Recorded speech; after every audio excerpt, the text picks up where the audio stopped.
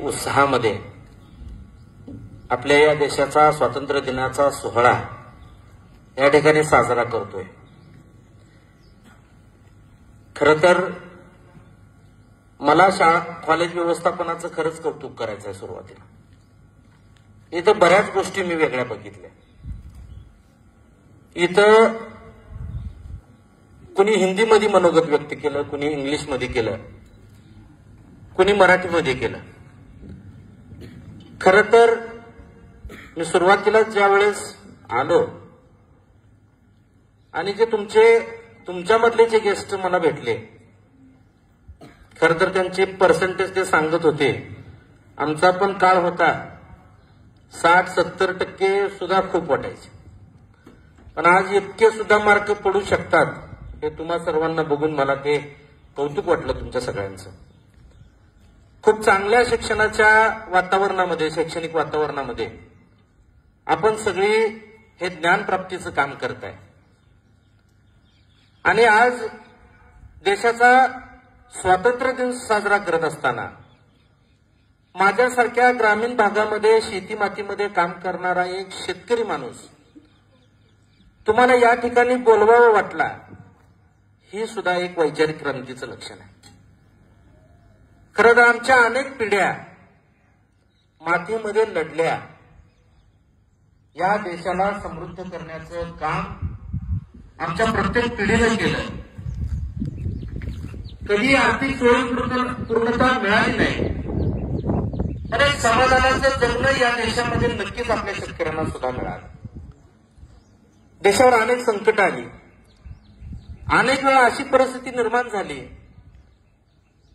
की आता देश अडचणीत सापडतोय असं वाटत असताना या देशातल्या शेतकऱ्यांना आणि या देशातल्या शेतकऱ्यांच्या लेकरांनी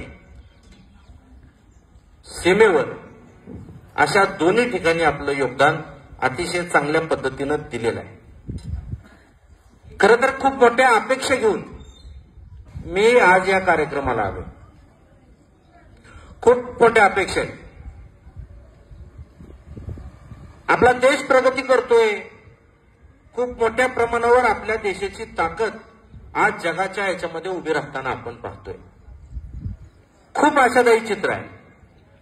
तुमच्या सगळ्यांकडे बघून आपला देश किती प्रगतीपथावर आहे हे निश्चितपणानं दिसतंय। हे जे ज्ञान आहे, हा जो ज्ञानाचा दर्जा आहे, तो सहजासहजी कुठल्याही देशाला गाठता येत नाही। गेली 25 वर्ष तुमचं हे कॉलेज असंख्य विद्यार्थी घडवण्याचं काम या ठिकाणी अविरत करते, परंतु माझ्या तुमच्या सगळ्यांच्याकडून थोड्याशा अपेक्षा वेगळ्या आहेत।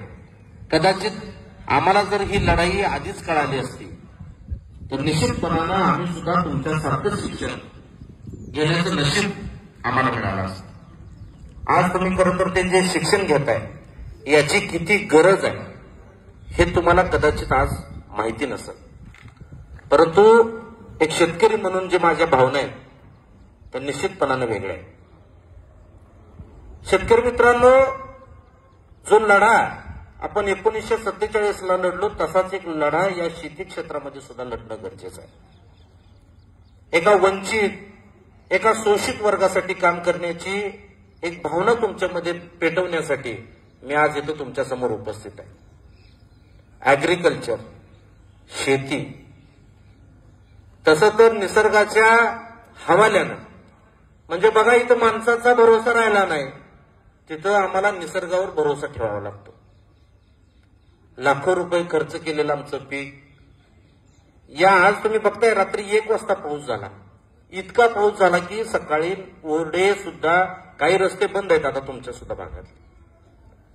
अशा सगळ्या परिस्थितीमध्ये एक आर्थिक दुर्बल असणारा शेतकरी आज त्याची लढाई त्याच्या वावरामध्ये लढतोय, त्याचं पीक कधी कधी रात्रीतच जमीनदोस्त होते।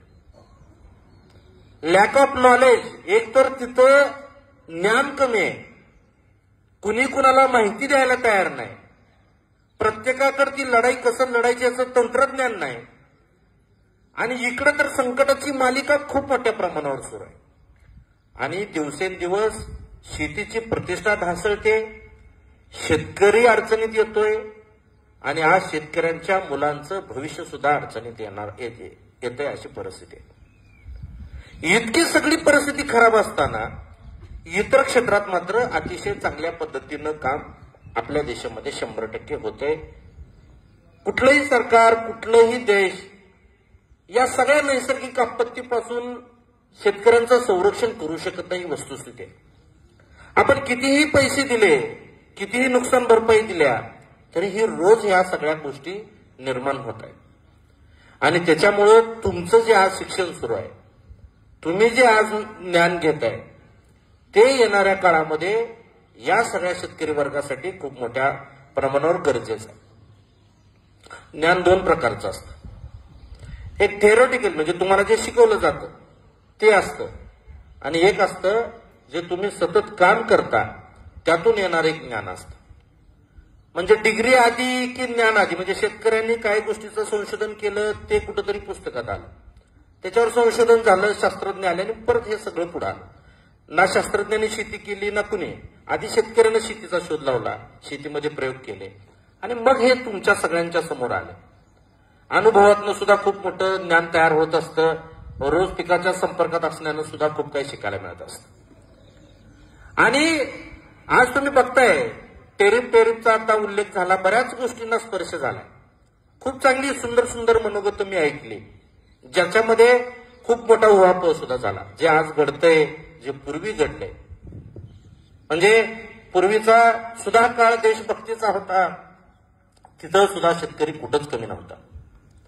म्हणजे जय जवान जय किसानचा जो नारा आला तो दिवसच असा होता, त्या दिवसाच्या पार्श्वभूमी अशी होती. युद्धाचा तो प्रसंग होता. देशाचे पंतप्रधान म्हणून लाल बहादूर शास्त्री होते. युद्ध सुरू असताना भारत आघाडीवर होता. सैनिकांचं मनोबल अतिशय उंचावलेलं होतं.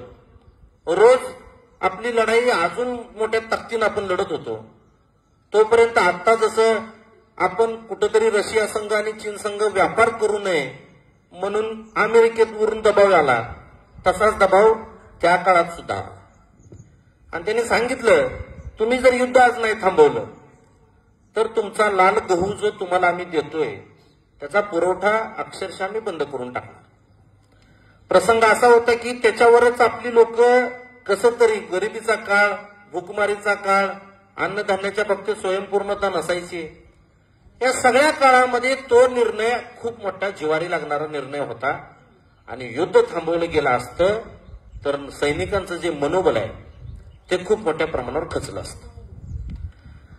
लाल बहादूर शास्त्रींनी विचार केला ही लढाई आता आपल्याला थांबवता येणार नाही, पण मग ही गरज जी आहे आपली ती आपण कशी पूर्ण करू शकतो. त्यांनी त्याच्या पत्नीला सांगितलं की आपण 2 दिवसाचं एक वेळेचं फास्टिंग करून बघू, उपवास करून बघू काय फरक पडतोय. 2 दिवसानंतर त्यांनी लक्षात आलं की 2 दिवस एक वेळ जेवलं तरी पण चालतंय. आकाशवाणीवरून देशाला संबोधित करत असताना लाल बहादूर शास्त्रींनी सांगितलं की आपल्याला शनिवार आणि रविवार संध्याकाळचं जेवणच करायचं नाही देशाला. काय बघा, काय तो काळ. एक माणूस आकाशवाणीवरून सांगतो आणि देशप्रेम म्हणून घराघरातली लोक तो आदेश पाळतात. उत्कट देशभक्तीचं हे उदाहरण आहे. आणि झालं, आपण युद्ध जिंकलो, इकडं लोकांनी सगळ्या गोष्टी पाळल्या आणि त्या लढाईनंतर, जिंकल्यानंतर लाल बहादूर शास्त्रींनी पुढे येऊन एक नारा दिला, तो म्हणजे जय जवान जय किसान. उद्देश काय होता त्यांच्या मनामध्ये? उद्देश एकच होता, जवान लढतील परंतु हा जो सगळं जग आहे हे आपल्याला अडचणीत आणायला बघत असेल तर जी अन्नधान्याची गरज आहे आपली ते भागवण्याचं काम कोणाला उचलावं लागणार आहे? तर या देशातल्या शेतकऱ्यांना उचलावं लागणार आहे. आणि त्या काळामध्ये जय जवान आणि जय किसानचा नारा त्या दिवशी दिला गेला. त्या दिवसापासून आजची परिस्थिती जर आपण बघितली, काम झालं, सल्फेट खतांचा शोध लागला गेला, चांगल्या पद्धतीचं खत आपल्याला मिळालं, वेगवेगळे बियाणे मिळाले, उत्पादन वाढीसाठी काम झालं आणि बघता बघता बघता आपली सगळ्यांची अन्नधान्याची गरज पूर्ण होऊन अख्ख्या जगाला अन्नधान्य पुरवण्याचं काम आज आपला भारत देश करतोय. अभिमान वाटतो. कधी काळी हे दिवस आपण काढलेले, कधी काळी सुकडीवर लोक, तुम्ही आज जुन्या लोकांना जर विचारलं तर सुकडी मिळायची, गहू यायचा, लाल गहू. आणि मग हे सगळं दर्जाहीन असलेलं तसं तर खाद्य होतं, त्याच्यामध्ये पोषण तत्व नसायची, परंतु गरज पोटाची म्हणून आपण ते दिवसही पार केले. आज देशाची प्रगतीबद्दल मी बोलायचीच गरज नाही, खूप मोठी प्रगती झाली, पण शेती क्षेत्राच्या बाबतीतल्या अडचणी अजूनही खूप मोठ्या प्रमाणावर आहेत. लढाया लढत राहाव्या लागतील. सातत्यानं एखाद्या क्षेत्रावर अन्याय होत असेल तर कुठंतरी तुमच्या माझ्यासारख्या शेतकऱ्याच्या पोरांनी हे ज्ञान घेतलं पाहिजे आणि हे ज्ञान तितक्याच ताकदीनं प्रामाणिकपणे ते मार्केटमध्ये आलं पाहिजे. मी एक का म्हणतोय, बऱ्याच वेळा शेतकऱ्यांची फसवणूक औषध दुकानदाराकडून होती. गरज नसतानाची औषधं अशा शेतकऱ्याला दिली जातात, स्वतःच्या लेकराला साधा बिस्किट पुडा न्यायचा की क्रीमचा न्यायचा याचा विचार करणारा माझा शेतकरी जेव्हा गरज नसताना हजाराची औषधं वापरतो, मग त्यावेळेस वाटतं आमच्या आज्ञानाआड जर आमचीच मुलं, आमची शेतकऱ्याची मुलं जर आम्हाला लुटणार असतील, चांगल्या पद्धतीचं ज्ञान आम्हाला देणार नसतील. पूर्वीचा काळ हा अडाणी लोकांचा होता, काहीच जमत नाही, साधी जरी शिक्षण झालेलं असलं तरी नोकरी लागायची, गरज असायची, शिकल्या सवरलेल्या लोकांना नोकरी लागायची आणि आमच्या अडाणी मायबाप लोक शेती करायची. आणि या अडाणी लोकांचं क्षेत्र म्हणून जे काही नॉलेज असेल, मग पेस्टिसाइड असतील, तुमचे बरेच काय गोष्टी असतील, या सगळ्या गोष्टींचा अभ्यास कुठं तर झालाच नाही. शिकलेलं पोरग कंपनीत होईना पण कामालाच लावायचं, ही एक बुरसटलेली मानसिकता घर करून बसली आणि शेतकऱ्यांची मुलं कधीच ताकदीनं शेतीकडे आली नाहीत. आज आमची अवस्था अशी आहे, 4 माणसामध्ये आम्ही जर शेतकरी म्हणलं तरी सुद्धा आमच्याकडे बघण्याचा दृष्टिकोन बदलला जातो. पंचपक्वान्नाचं ताट वाढल्यानंतर अक्षरशः आवडीनं खाणारी लोक शेतकरी राजाबद्दल, बळीराजाबद्दल जर या भावना ठेवणार असतील तर आपल्याला पुढे जाता येणार नाही. आम्ही काम करतोय, आम्ही शेतकऱ्याची मुलं आहे, आमचा कळवळ आहे, आम्ही रोज तो एक दुःख बघतोय, आम्ही त्या त्रास बघतोय, आम्ही त्या बायाबापड्या बघतोय ज्यांना लुगडी नीट मिळाली नाही. आज ही बायाबापड्याची परिस्थिती चांगली नाही, सणावाराला सुद्धा साड्या मिळत नाही, लेकरांना घेतलं तरी बाद झालं. म्हणजे आमच्या घरी फक्त लेकरांना सण करण्याची पद्धत अनेक शेतकऱ्यांच्या घरामध्ये. आणि हे 18 विश्व दारिद्र्य घर करून बसलेलं असताना एका ऊर्जेची गरज आहे, एका प्रकाशाची गरज आहे, म्हणून मी तुमच्याकडे आलोय. तुम्हाला आज मला हे सांगायचं आहे की हे जे दिवस आहेत, हे जे तुम्ही ज्ञान घेताय त्याची काळजी घ्या, चांगल्या पद्धतीनं हे ज्ञान घ्या.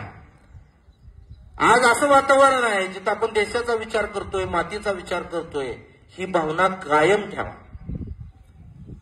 एक दिवसानं क्रांती होणार नाही, एक दिवसाच्या विचारानं बदल होणार नाही. हा विचार आपल्याला जपावा लागल. पैशाची आमिषे येतील, पैसे मिळवून आपण आपली लढाई गाडी बंगल्यापुरती असू शकत नाही. आपलं आर्थिक, माझ्या खात्यावर 22 लाख 50 लाख कोटी रुपये झाले म्हणजे माझ्या आयुष्याचं जगण्याचं सार्थक झालं असं कधी होत नाही. तुमचं जगणं लोकांना प्रेरणा देणारं असलं पाहिजे, तुमचं जगणं हे लोकांना मदत करणारं असलं पाहिजे. तुम्ही भरपूर मिळवा पण लोकांना सुद्धा मदत करण्याची भावना तुम्ही कायम ठेवली पाहिजे. दुर्दैवानं ग्रामीण भागातली परिस्थिती अतिशय वाईट आहे. मी जे चित्र बघतो तिथं बोगस बी दिलं जातं माझ्या शेतकऱ्याला, मी जे बघतो तिथं सगळं चुकीचं मार्गदर्शन दिलं जातं. आणि आपलीच शेतकऱ्याची लेकरं कन्सल्टंट बनून, म्हणजे कन्सल्टंट लोकांनी किती नंगानाच केला मधल्या काळामध्ये हे मी सांगायची गरज नाही. अन्न दूषित झालंय, जे पिकवलं जातंय ते अतिशय खराब आहे. त्याच्यातून तुमच्या माझ्यासारख्या सगळ्या समाजाला अनेक रोगांच्या सामोरं जावं लागतं. 20-30 वर्षाला शुगर व्हायला लागली, 20-30 वर्षाला अटॅक यायला लागले. आणि जे अन्न आम्हाला मिळायला पाहिजे होतं, म्हणजे तुमचा क्लेम असतो, तो काय म्हणतो त्याला आपण, प्री हार्वेस्टिंग पिरियड, म्हणजे एखादं औषध वापरल्यानंतर ते किती दिवसानं खायला नाही पाहिजे, कुणीही पाळत नाही. उद्या तोडा असतंय, आज औषध मारलं जातंय, जे 20 दिवस खायला न पाहिजे ते दुसऱ्या दिवशी लेकरबाळांना खावं लागते. दुधाच्या बाबतीत तसंच आहे. भेसळ सगळी अशी भेसळ आहे की दुधातून सगळे विष चाललंय. अनेक गोष्टी आहेत, अनेक अशा पद्धती आल्या, कुणाला माहिती होत्या, कुणी आणल्या. आमचा कोबू सकाळी नावर पिवळा दिसतो म्हणून 22 टीनमधनं काढला जातो. 22 टीन 3 महिन्यासाठी, मला वाटतं 90 दिवसासाठी त्याचा रेसिड्यू राहतो. आणि ते सकाळी मार्केटला जाताना त्याच्यातून बुडवून काढायची पद्धत झाली. काय चाललंय आज, म्हणून तुमची जबाबदारी वाढते. हा अवेअरनेस, मी शेतकरी आहे, पण हा अवेअरनेस तुम्हाला आणावा लागेल. एका निरोगी समाजाची निर्मिती करायची असेल तर आपल्याला हे सगळं आव्हान आता स्वीकारावं लागणार आहे. आपल्याला श्रीलंकेसारखा देश मोडून पडलेला बघितला असेल तुम्ही. काय होतं कारण? अख्खा देश उद्ध्वस्त झाला. अचानक पेस्टिसाइड बंद केले, अचानक खतं बंद केली.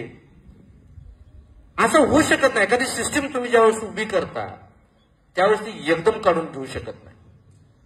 पंजाबचं उदाहरण तुम्ही बघत असाल, कॅन्सरच्या पद्धतीनं काय स्पीडनं वाढतोय. आपण सुद्धा बघतोय जिथं उत्पादन वाढ हा विषय खरं तर आमचा एकतर शेतकरी येडा आहे. त्याला उत्पादन वाढ म्हणलं की ती बाबा काय पण करायला तयार आहे. जमिनीतनं बुरशीनाशकं दिली जातात, कीटकनाशकं दिली जातात, हार्मफुल म्हणजे ऍसिड दिले जातात. हजारो वर्ष शेतीचा इतिहास आहे. ड्रिप इरिगेशन आलं त्या दिवशीपासून आपण ही खतं औषधं ड्रिप वाटी द्यायला लागलो. काळ किती वर्षाचा आहे? फार फार 20 वर्षाचा, 25 वर्षाचा काळ आहे. याच्या आधीची 1000 वर्ष, त्याच्या आधीची 1000 वर्ष ज्या शेतीला ठेवा म्हणून आपण जपलं, त्या शेतीमध्ये हे प्रदूषण आज तुमचा माझा सगळ्यांचा घात करते. म्हणजे आपल्याला जगणंच आपल्या नशिबी नसेल तर त्या पिकवण्याला, त्या कमवण्याला काय अर्थ आहे आज? जो शहरातला वर्ग आहे, जो 8-8, 10-10 तासाची ड्युटी करतोय, राबतोय आणि पैसे देऊन आपली एखादी वस्तू खातोय, त्याचा तरी काय दोष आहे? हे सगळं बिघडलंय. कुठलंही अन्न आता सुरक्षित राहिलं नाही, अशी सगळी परिस्थिती. आणि हे बिघडण्यामागं फक्त रासायनिक वापर ही एकमेव गोष्ट आहे. म्हणून मी तुम्हाला आवाहन करणार आहे, बायोलॉजिकली बरंच आता तुमच्या 4 फॅकल्टी, मला वाटतं 4 हे तुमच्या इथं चालतं. 4 फॅकल्टीज किंवा 4 तुमचे कोर्सेस इथं आहेत. बरंच काही शिकता येईल तुम्हाला. जास्त कल जैविककडे राहू द्या. म्हणजे जास्तीत जास्त जैविक बुरशी असतील किंवा बॅक्टेरिया असतील, या सगळ्यांचा सूक्ष्म अभ्यास करण्याची संधी तुम्हाला आहे. तो घ्या. येणारा काळ त्याचा आहे. तुम्ही ऑर्गॅनिक फूड निर्माण करण्याकडे जर तुम्ही आजच लक्ष केंद्रित केलं तर एक शेतकरी म्हणून मी आज इथं तुम्हाला खात्री देतो की येणाऱ्या काळामध्ये पैसा महत्वाचा नसणार आहे. तर ते दूषित अन्न सोडून जे तुम्ही अन्न पिकवणार आहे, जे चांगलं अन्न पिकवणार आहे, ते अन्न मिळण्यासाठी लोक पैसा खर्चाला तयार होणार आहे. त्याच्यामुळे काळाची पावलं ओळखून तुम्ही वागा. मधल्या काळामध्ये खूप मोठं वाईट काम या सगळ्या बाबतीत झालंय. आम्हाला माहिती आहे, माती, शेण, पाणी एकत्र आलं की बॅक्टेरियांची निर्मिती होते. खूप मोठ्या प्रमाणावर होते. जमिनीमधली सगळी अन्नद्रव्य उपलब्ध करून देण्याचं, फॉर्म्युलेशन करण्याचं काम हे बॅक्टेरिया करतात. पावसाळी वातावरणामध्ये तुम्हाला गांडूळ दिसतील, अनेक जीवाणू कल्चर आहे जे तुम्हाला ऍक्टिव्ह झालेलं दिसेल. मातीचं शास्त्र खूप सोपं आहे, जे जुन्या लोकांना खूप चांगल्या पद्धतीने समजलं होतं. याची सगळी सूत्र, रिमोट कंट्रोल हे निसर्गाच्या हातात आहे. म्हणजे तुम्ही साधारण जर बघितलं तर एखादं वर्ष असं असतं की त्या वर्षी उत्पादनामध्ये वाढच झालेली असते. त्याला ते वातावरणानं खूप चांगला मेळ घातलेला असतो. पण एखादं वर्ष असंही असतं शेतीमध्ये की तिथं तुम्हाला उत्पादन घट झालेली दिसेल. निसर्ग जेवढा प्रतिकूल तेवढं उत्पादन कमी, निसर्ग जेवढा अनुकूल तेवढं उत्पादन जास्त, असं हे सगळं गणित आहे. आम्हाला काय वाटतंय? आमचं म्हणणं आहे, आम्हाला 3 लाख खर्च झाला तरी चालेल, परंतु उत्पादन तितकंच निघालं पाहिजे. याही वर्षी तितकंच निघालं पाहिजे, पुढच्याही वर्षी तितकंच निघालं पाहिजे. हा जो ताण जमिनीवर येतोय मित्रांनो, खूप मोठा ताण आहे. आपल्यातलं जी जमीन आहे तिला आपण इतक्या प्रमाणावर तिच्यातून उत्पादन काढायला निघालोय की त्याच्यामुळं त्या मातीवर जो ताण येतोय त्याचे परिणाम आपल्याला भविष्यामध्ये खूप मोठ्या प्रमाणावर, प्रचंड नापिकीकडे आपण चाललोय. ज्या जमिनी चांगल्या आहेत त्या सुद्धा नापीक होत आहेत. हे सगळं सूक्ष्म ज्ञान, हे सगळं तुम्हाला मला का सांगायचं आहे? कारण तुमच्यासमोर ती संधी आहे.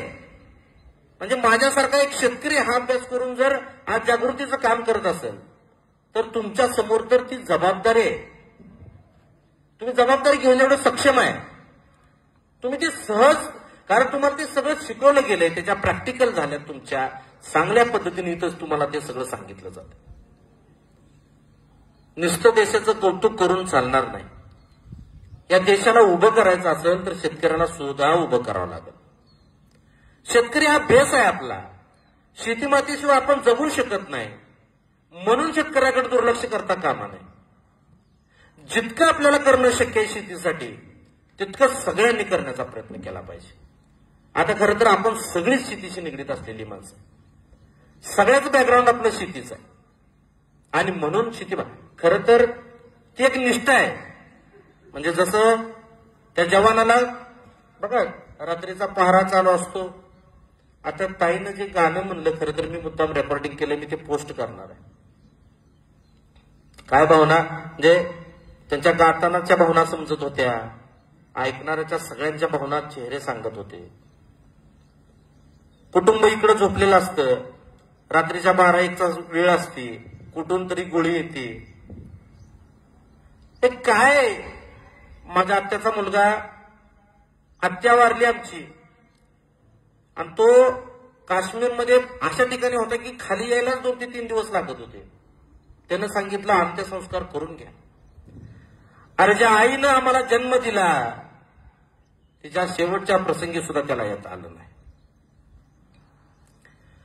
किती त्याग आहे, किती मोठा त्याग आहे. एकतर भेटीगाठी नाहीतच. असलं जीवन एकीकडे आपल्यासाठी कुणीतरी जगतंय आणि आपण इकडे बेभान होऊन वागतोय.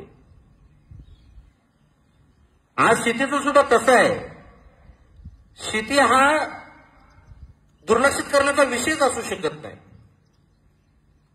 शेती करणाऱ्याला, म्हणजे मी सातत्यानं सांगत आलोय, शेती जर वाईट असती तर मरताना का होईना पण आपल्या लोकांनी आपल्याला जवळ घेतलं असतं आणि सांगितलं असतं, मरताना तरी सांगितलं असतं, जीव जाताना तरी सांगितलं असतं, उद्या पहिलं ती एक काय सुद्धा नाही त्या शेतीत.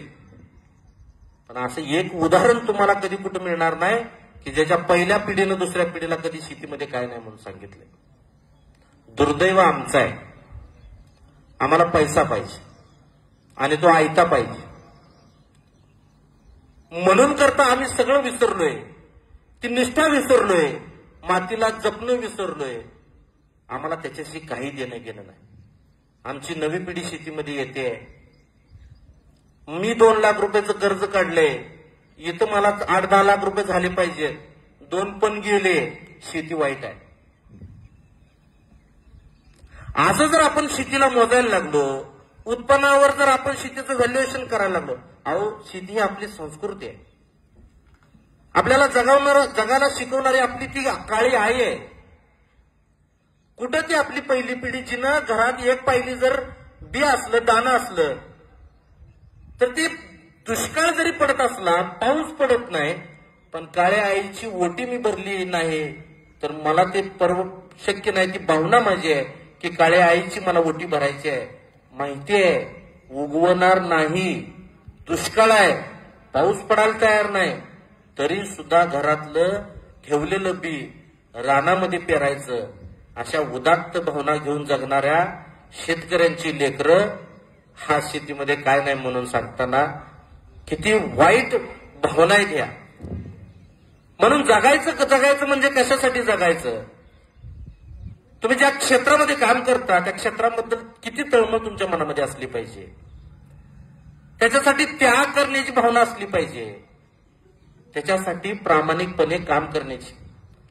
माझा 48 मिलियनचा रिचार्ज, 48 मिलियन म्हणजे जवळजवळ 5 कोटी लोक महिन्याला माझं प्रोफाईल बघतात. एकाही औषधाच्या कंपनीची जाहिरात केली नाही आणि एक बी कंपनी अशी नाही जी माझ्या शेतात माझ्याकडे येऊन गेली नाही. पैशाच्या गादीवर जरी झोपलो तरी जे सुख लागणार नाही ते सुख मला माझ्या शेतकऱ्यांसाठी काम करताना मिळते. प्रामाणिकपणानं एखादं क्षेत्र जर आपल्याला वाटतंय की या क्षेत्रामध्ये ती गरज आहे तर स्वतःची स्वार्थ, स्वतःचं दुःख, सुख सगळ्या गोष्टी विसरून त्या क्षेत्रासाठी योगदान देण्याची परंपरा कुठं होती? मंगल पांडे आपण बघितलं, हा जो लढाच उभा राहिला तो अशा पोरांनी लढा उभा केला स्वातंत्र्याचा ज्यांना ब्रिटिशांमध्ये नोकऱ्या होत्या. हे काडतोसाला बिडतोसाला ती गाईचं लावलं, हे केलं, त्यामुळे पोरं भडकली. म्हणजे ज्याला नोकऱ्या होत्या, ज्यांना ब्रिटिश पगार देत होती, त्या पोरांनी स्वातंत्र्याचे लढे उभा केले. मित्रांनो, काय आयुष्य गेलं असतं त्यांचं. आपल्या लोकांवर अन्याय होत्या, डोळं झाकलं असतं त्यांनी. काय गरज आहे या सगळ्या गोष्टीचं करत बसायची? पण तसं नाही मित्रांनो. कवळ्या वयामध्ये सरफरोशी की तमन्ना अब हमारे दिल में है, देखना है जोर कितना बाजू एक दिल में. किती वर्षाची पोरं? 25 वर्ष. काय डरकळे, बंदूक बघायला नव्हती आपल्याकडे. ह्यांच्याकडे बंदुक्या होत्या. सहज जरी आले तर गाव घरात बसायचं. एवढी मोठी त्यांची ती बंदूक, ती गोळ्या मारले की मरते. अशा लोकांसंग युद्ध करणं त्या काळामध्ये हा बारका लढा नव्हता. आताचं डिजिटल आहे सगळं. आता आपण बघतोय आपलं राफेल बिफेल कशा पद्धतीनं आहे, खूप आधुनिक झालोय आपण. पण तो काळ होता जिथं फक्त धाडस गरजेचं होतं.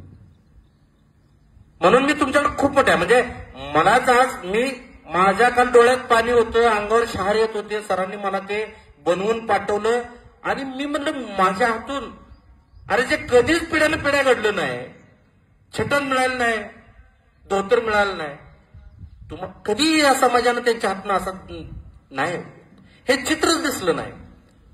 आणि मग माझ्यासारख्या शेतकऱ्याला तुम्ही बोलावताय, प्रोटोकॉल सगळे सोडून.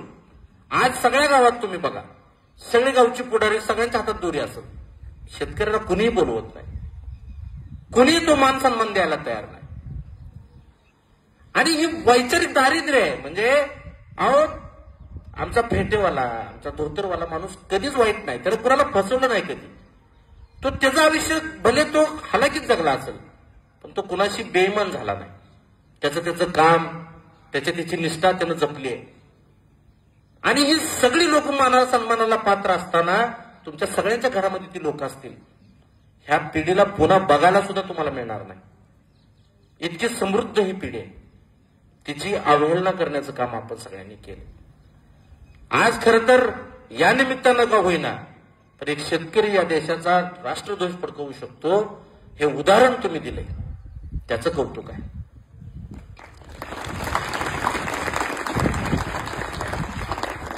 किती छान. म्हणजे या वयामधली समज, हे उदात्त आहे. इतकी समज असणं. तुम्ही किती वेळ बसलाय? मी काल मला माहिती आहे एवढं वेळ बसणं काय असतं. हा त्याग आहे. इतक्या वेळ तुम्ही सगळ्यांचं ऐकलंय, इतक्या वेळ तुम्ही हे सगळं सहन करताय. पण असंच असतं मित्रांनो, हा त्रास तुम्हाला पुढे घेऊन जाणार. आज जरी मला प्रत्येक गोष्टीत कुठेतरी त्रास होत असतो. सकाळी लवकर उठावं लागत असत, कधी कधी कॉलेजला यायची इच्छा नसेल, मन मारून कॉलेजला यावं लागत असत. सगळ्या गोष्टी असतील. पण आजचं वय पुढे आल्यानंतर, एका विशिष्ट टप्प्यावर आल्यानंतर, आयुष्याचा अर्थ चांगल्या पद्धतीनं समजल्यानंतर आज जे मी तुम्हाला बोलतोय ते तुम्हाला लक्षात येईल. खूप मोठा सुवर्ण काळ तुमच्या समोर आहे. तुमचा जन्म अशा सगळ्या वातावरणामध्ये झालाय की जिथं रोजगाराच्या संधी आहेत, जिथं करायला खूप काय आहे तुमच्या समोर. बेरोजगारी सुद्धा हटायला लागली कुठेही. म्हणजे तुमच्या तर क्षेत्रामध्ये तुम्ही ऍग्रिकल्चरमध्ये जे शिक्षण घेताय त्यांच्यासाठी तर मी म्हणतो की सगळ्यात भारी तुमचं ऍग्रिकल्चर क्षेत्र आहे. तुम्हाला कुठेही संधी आहे. फक्त तुम्ही प्रामाणिकपणे काम करा, एक चांगल्या एनर्जी पॉझिटिव्ह उद्देशानं काम करा. एका दुर्लक्षित घटकासाठी काम करण्याची देवानं तुम्हाला संधी दिली आहे. कधी कधी कसं असतंय, आपल्याकडे एक भाकर असते, आपलं थोडं पोट भरलेलं असतं आणि पुढचा माणूस असा असतो की ती भुके वाचून मरायला लागलाय. त्याला अर्धी भाकर ज्यावेळेस तुम्ही देता ना, त्यावेळेस ती अर्धी नसती, त्या अर्ध्या भाकरीनं त्याचा जीव वाचवलेला असतो. आणि तुमचं ज्ञान ते काम करणार आहे. आज हे ज्ञान तुम्ही दिलं पाहिजे. असं वाटून घेऊ नका मी 5 वर्ष घासली, आज मी जे मिळवलंय ते उगाच शेतकऱ्याला शिकवण्यात काय अर्थ आहे. आमच्यात ती पद्धत आहे. शेतकरी बांधावरच्या पलीकडचा प्लॉट खराब व्हायला लागला तरी त्याला कधी जाऊन ते कर म्हणत नाही. ह्याचा प्लॉट चांगला आहे, जे सांगणार माझ्या शेजारचं सगळं प्लॉट फेल आहे तर माझाच तेवढा चांगला आहे. कसला आनंद आहे, कसला आनंद आहे. जिथं त्याचं कष्ट दिसतंय, त्याची 4-5 वर्षाची 10 वर्षाची लेकरं राबताना दिसतील डोळ्यानं, त्याचा सगळा संघर्ष मला रोज दिसतोय, तरी पण त्याला कुठली माहिती मला द्यावी अशी वाटत नाही. माझं यश, माझं सक्सेस हिडन म्हणजे काय गोष्टी, औषधाची पाकिटं जाळून टाकायची, औषधाची डबडी रानात ठेवायची नाही, ती त्याची लेबलं काढायची. का तर मी काय मारलंय ती लोकांना कोण आहे का कुठल्या क्षेत्रात असं, पण इथं आहे. आणि याच्यामुळं जो तो येतोय आम्हाला लुटतोय, माहितच नाही. भीती, माझ्या पिकाला काहीतरी होईल, लाखभर रुपये मी टाकलेत. खरं तर तुम्हाला हे शेतकऱ्यांना कळत, तुम्हाला फारसं हे समजणार नाही. पण या अडचणी आहेत ज्या मी तुमच्या समोर मांडतोय. इथं काम करा. पुण्याचं गाठोडं आयुष्य जगताना पाठीवर असावं. जुनी जाणती लोक सांगायची, आज्यानं केलेलं पुण्य नातू अडचणीत असला तरी ते उपयोगाला येते. म्हणून पूर्वजांची पुण्याई ही नशिबाला असावी लागते. आणि ती कमवण्याची संधी देव प्रत्येकालाच देते. आपण ती घेत नाही, करत नाही, त्याची गरज वाटत नाही. 2 लेकरं गोंडस आहे ते आपली, घरचं सगळं चांगलं चाललंय, बायकोला सगळं सोनं नाणं आहे, लढाया संपल्या आपल्या. ह्याच्या पुढची लढाई कुणीही लढत नाही. आणि एवढं एकांगी जीवन जगून आपण बघितलं, काही जणांची अंत्ययात्रा 4 माणसाची सुद्धा नसते. टाकून टाकायचं, स्मशानात यायचं. जगण्याचा सोहळा झाला पाहिजे मित्रांनो. तुम्ही असं जगलं पाहिजे की तुमच्या मरण्यानं सुद्धा जग हळहळलं पाहिजे. त्यामुळे कामाला लागा. तुम्हाला शुभेच्छा देतो. खरं तर फार बोललोय, खरं तर खूप सारं मार्गदर्शन करता येईल, बारकी बारकी विषय खूप समजावून सांगता येतील.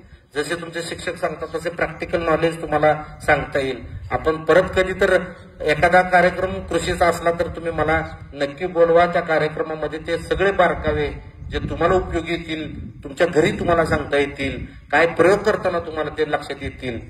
खूप सारं अज्ञान आहे की जे तुमच्यापर्यंत सुद्धा आलं असेल. म्हणजे पाणी किती द्यायचं आमच्या शेतकऱ्यात कुणालाही विचारा, एकही माणूस तुम्हाला उत्तर बरोबर देणार नाही, त्याला माहितच नाही. हे खूप आहेत. किती द्यायचं असतं ते मी सांगतो तुम्हाला. असं कितीतरी विषय आहेत की ज्याच्यावर मी तुम्हाला ह्या सगळ्या गोष्टी सांगू शकतो. पण ही वेळ नाही. आजचा दिवस वेगळा आहे. आजचं जे वातावरण आहे ते वेगळं आहे. फक्त मला शेतकरी म्हणून माझ्या जे क्षेत्र आहे आणि तुम्ही योगायोगानं त्यात काम करताय म्हणून खरं तर मी या विषयावर बोलतो. अतिशय सुंदर असं नियोजन तुम्ही केलं. माझ्यासारख्या शेतकऱ्याला तुम्ही इथं गेस्ट म्हणून बोलवलं. माती तर तुम्ही बघत असाल माझे प्रोफाईल तर तुम्ही बघताय. रोज स्वतः कष्ट करणारी माणसं आहे. माना सन्मानाच्या अपेक्षेसाठी काहीच चालू नाही. पण अडचणी असतात. एखादं पीक इकडे फेल जातं तर इकडे 4 पैसे होतात. फार काय मोठा शेतकरी नाही मी, अल्प उदाहरण शेतकरी आहे. पण त्या एका विचारानं जगलेली माणसं आहे आपण. आणि त्या विचाराला पुढे घेऊन जाण्यासाठी आपण जे काम करतोय त्याच्यासाठी 1.25 लाख फॉलोअर्स आहेत माझ्या सध्या फेसबुकला. बरं, सगळं सोशल मीडियावर आता बऱ्यापैकी व्हायरल व्हायला लागले, बऱ्यापैकी लोकांपर्यंत पोहोचायला लागले आणि जागृतीचं काम सुद्धा आता एका चांगल्या टप्प्यावर आलंय. तिथं मला तुम्ही सगळ्यांनी बोलवलं, माझा सन्मान केला.